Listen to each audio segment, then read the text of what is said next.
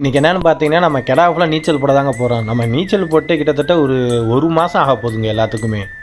என்னடா போகாமல் நின்றுக்கிட்டு இருக்கோம் பார்க்குறீங்களா? வேறு ஒன்றும் இல்லைங்க, நம்ம மருதாவுக்குலாம் தண்ணி அதிகமாக போய்கிட்டு இருக்குங்க. அதனால தாங்க கிடா வரமாட்டேது.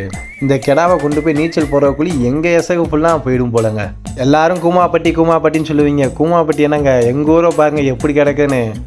அழகான சின்ன மருதால எப்படி சின்ன பசங்க எப்படி அழகாக மீனை பிடிச்சிக்கிருக்கான்னு பாருங்கள். அங்கிட்டு கூமாப்பட்டிலாம் போச்சுங்க, அவ்வளோதாங்க. இப்போ நம்ம ஊர் தாங்க எப்படி இருக்குன்னு பாருங்கள். நம்ம ஊர் எங்கள் ஊரை பிடிச்சிருந்துச்சுன்னா எல்லோரும் ரெட் கலர் ஹாட்டினா கமெண்ட் பண்ணுங்கள். உண்மையெல்லாம் சொல்லட்டு